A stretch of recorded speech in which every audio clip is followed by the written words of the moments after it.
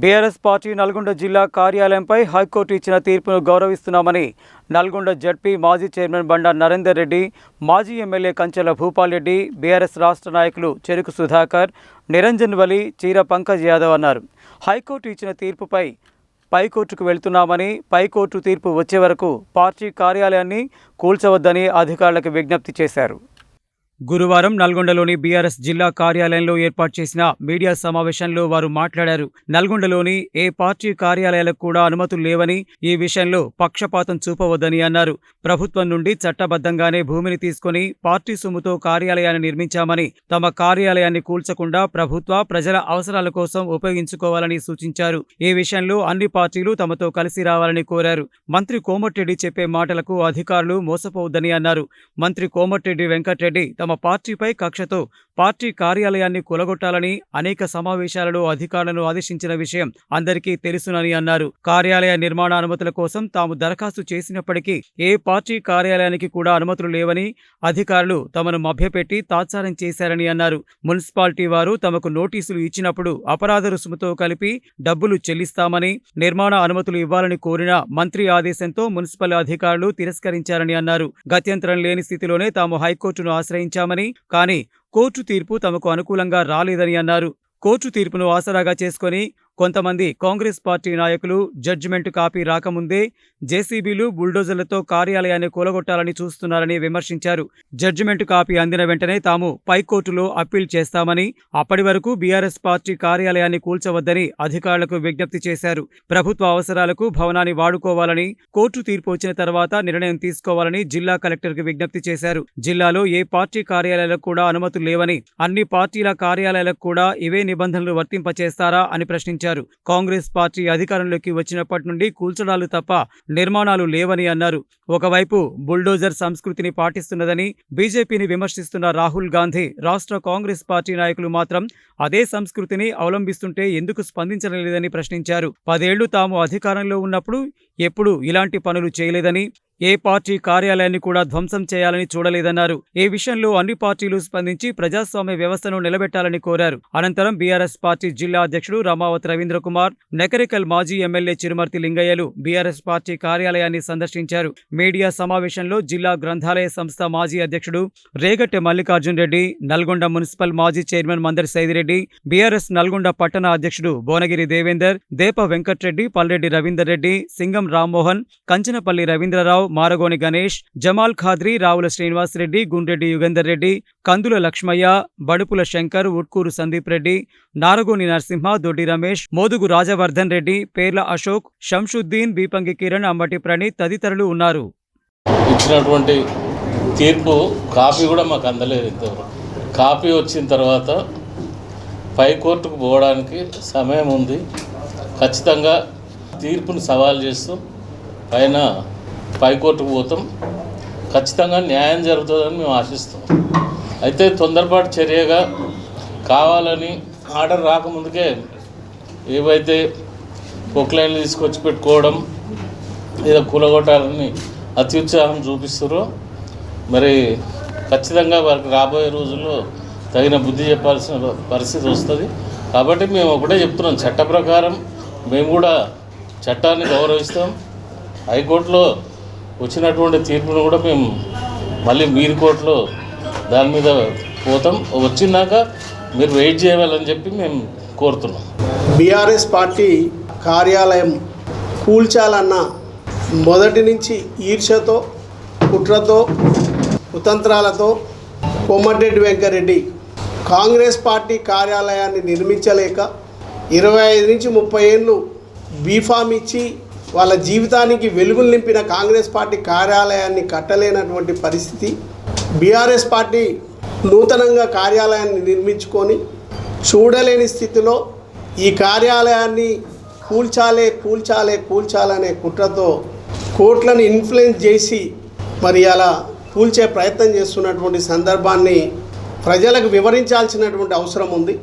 ఈ ఒక TRS party office BRS party ఆఫీసే కాదు, పలు పార్టీలకు ఆఫీసులు ఉంటాయి. ఆఫీసులు అనేది ప్రతి పార్టీ సేవా కార్యక్రమాలు చేసేందుకు, ప్రతి పార్టీకి కూడా దేవాలయాల్లాగా అందులో నుంచి మరి సేవలు చేస్తున్నటువంటి సందర్భాన్ని గుర్తు చేస్తున్నా.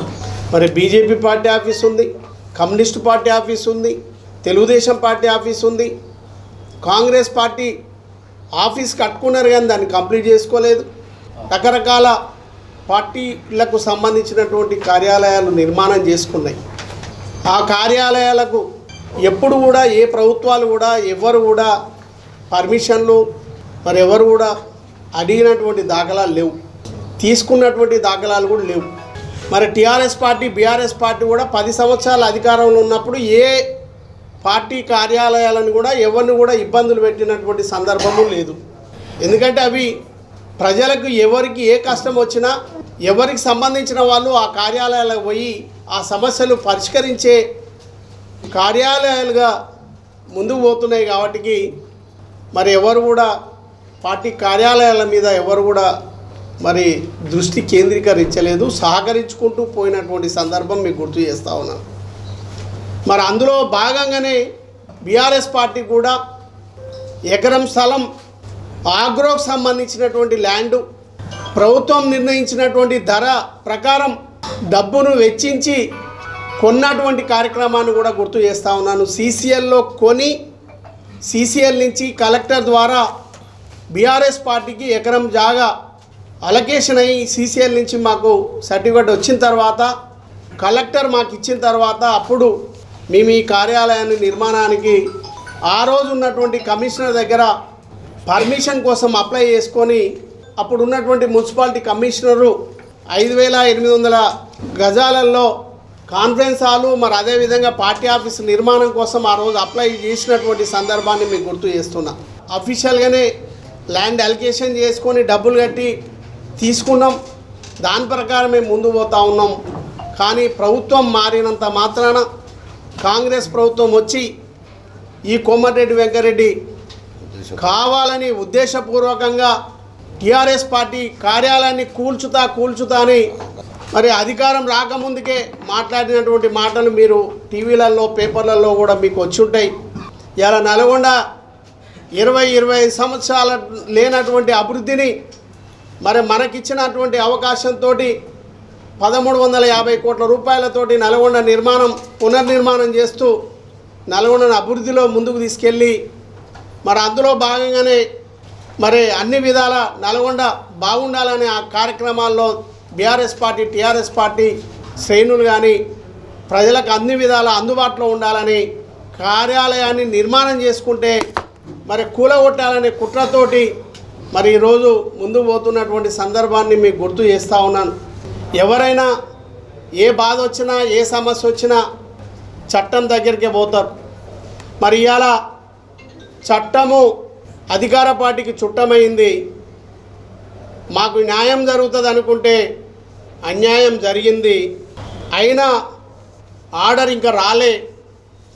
ఆర్డర్ వచ్చిన తర్వాత ఆర్డర్ని మరి డబల్ బెంచ్ మరి ఇంకా పైకోర్టులను ఆశ్రయించడానికి కూడా సిద్ధంగా ఉన్నాం.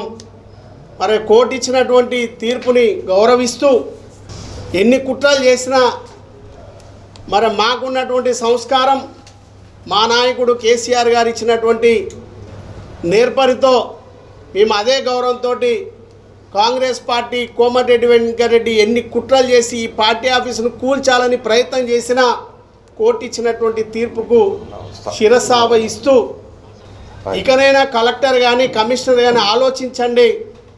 ఈ టీఆర్ఎస్ పార్టీ కార్యాలయాన్ని నిర్మించిన తర్వాత ఒక 2 సంవత్సరాలు నిరుద్యోగ యువకులకు కోచింగ్ని ఏర్పాటు చేసి 3,000 మందికి 120 రోజులు ఇదే బీఆర్ఎస్ పార్టీ ఆఫీసులో శిక్షణ ఇచ్చినటువంటి సందర్భాన్ని కూడా మీకు గుర్తు చేస్తున్నా. ఇప్పటికైనా కలెక్టర్ గారికి విన్నవిస్తా ఉన్నా, ప్రజల అవసరాల కోసం ప్రభుత్వ అవసరాల కోసం దేనికి ఉపయోగించుకున్నా మేము ఇవ్వడానికి సిద్ధంగా ఉన్నాం. ఇంత మంచి నిర్మాణం, ఈ నిర్మాణాన్ని ప్రభుత్వం ఉపయోగించుకుంటే బాగుండు అనేది ఆలోచన. కూలిస్తే ఏమొస్తుంది?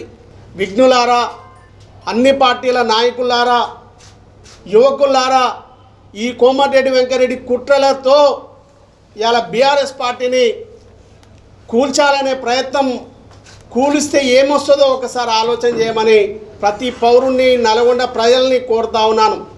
దేశంలో కాంగ్రెస్ పార్టీ ఏకైక ఎజెండా భారతీయ జనతా పార్టీని విమర్శించడం. భారతీయ జనతా పార్టీ అంటే బుల్డోజర్ జులుం పార్టీ అని చెప్పేసి వాళ్ళు బయట సపోర్ట్ చేస్తారు. ఎందుకంటే యూపీలో కానీ మిగతా ప్రాంతాల్లో బుల్డోజర్ తోటే వాళ్ళు కూలగొడుతున్నారు కాబట్టి ఇది బుల్డోజర్ సంస్కృతి పార్టీ అని చెప్పేసి ప్రచారం చేస్తారు. బీజేపీ కాంగ్రెస్లో ఇంకిపోతుందా మనకైతే అర్థమైతలేదు. కానీ ఇప్పటికీ తెలంగాణలో ఈ ప్రభుత్వం వచ్చిన తర్వాత నిర్మాణం ఏం చేసిరో చెప్పలే కానీ ఎన్ని కూలగొట్టినో మాత్రం రోజు లెక్కలు చూపెడుతున్నారు, లైవ్లో పెడుతున్నారు. ప్రైవేట్ యూట్యూబ్లలో అదే పనిగా చెప్పుకుంటూ వస్తున్నారు.